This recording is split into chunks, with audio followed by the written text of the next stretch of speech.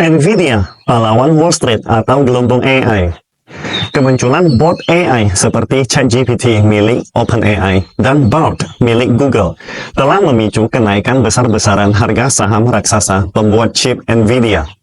Dengan meroketnya saham mereka yang kini menjadikannya perusahaan terbesar yang terdaftar di Wall Street dan juga menjadi perusahaan paling berharga di dunia. Hanya butuh 96 hari untuk tumbuh dari kapitalisasi 2 triliun dolar menjadi 3 triliun dolar. Booming AI yang sedang berlangsung sering disamakan dengan gelembung.com.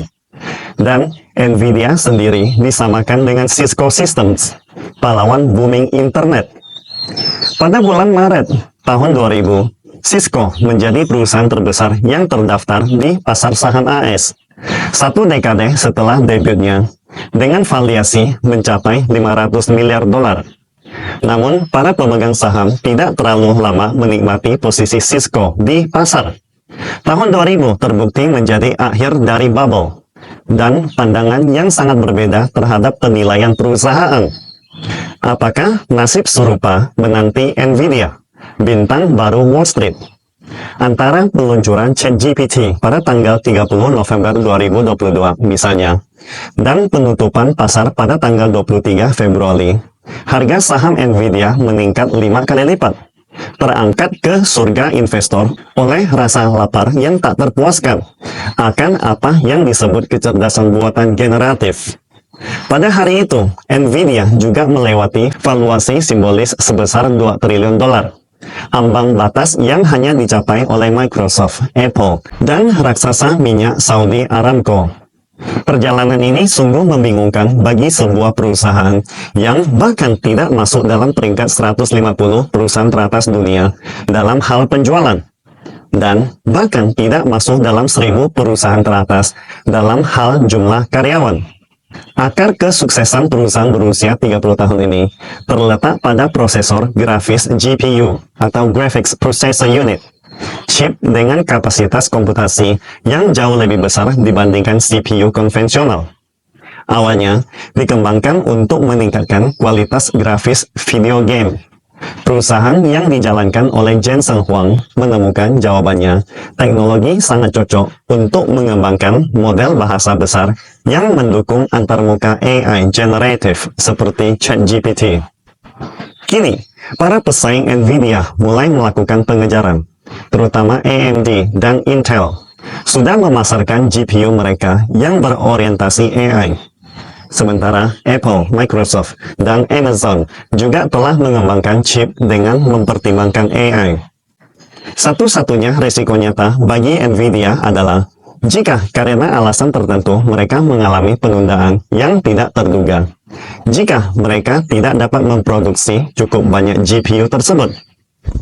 Berbeda dengan pesaingnya Intel, Micron, dan Texas Instruments, Nvidia seperti AMD tidak memproduksi semikonduktor sendiri, tetapi menggunakan subkontraktor TSMC, mengingat kekhawatiran geopolitik dengan Taiwan dan China, yang mungkin merupakan titik lemah baginya. Hari ini, Nvidia telah menjadi salah satu perusahaan yang paling kontroversial di pasar saham Wall Street. Pihak yang optimis melihatnya sebagai kandidat pertama untuk mencapai nilai pasar 5 triliun dolar. Sementara pihak skeptis menganggapnya sebagai gelembung yang bisa pecah kapan saja. Jadi, mana yang benar?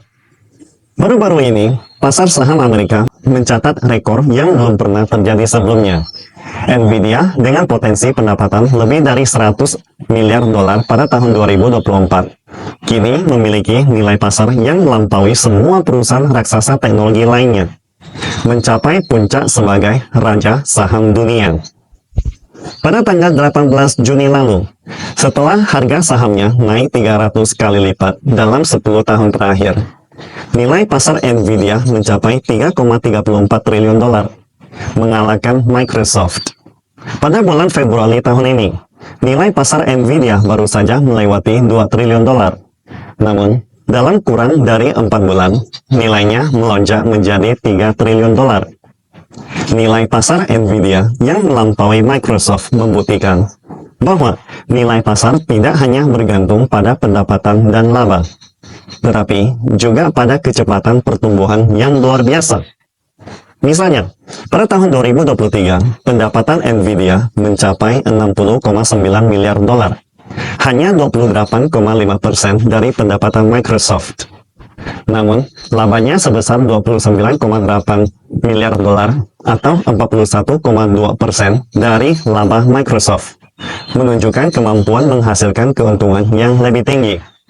Pada kuartal pertama tahun 2024, pendapatan Nvidia mencapai 26 miliar dengan laba 14,9 miliar dolar dan tingkat pertumbuhan laba yang sangat tinggi, sebesar 628%. Sementara itu, pendapatan Microsoft pada periode yang sama adalah 61,9 miliar dolar dengan laba 21,9 miliar dolar dengan tingkat pertumbuhan laba hanya 20%. Harga saham Nvidia telah melonjak lebih dari 200% dalam setahun terakhir. Para analis Wall Street yang paling optimis memperkirakan nilai pasar perusahaan semikonduktor ini bisa mencapai 5 triliun dolar pada tahun 2025. Mari kita lihat logika di balik keajaiban Nvidia. Keajaiban Nvidia bukanlah sesuatu yang rumit. Di balik pertumbuhan yang luar biasa ini, terdapat dua faktor utama, yaitu pasar AI yang sangat diantisipasi dan akumulasi teknologi serta inovasi Nvidia yang luar biasa. Sejak merilis GPU server pertama pada tahun 1999 hingga berfokus pada AI sejak tahun 2015, Nvidia telah mengumpulkan pengalaman selama hampir 25 tahun. Pertanyaan yang muncul sekarang adalah, seberapa besar ruang pertumbuhan Nvidia yang masih tersisa? Atau, kapan Nvidia akan memasuki fase perkembangan yang lebih matang dengan kecepatan pertumbuhan yang lebih lambat? Pertumbuhan Nvidia tidak sepenuhnya bergantung pada dirinya sendiri, karena ada 3 faktor eksternal yang bisa mempengaruhi. Di antaranya seperti, pertama, penurunan suku bunga dolar dan pergerakan modal besar-besaran.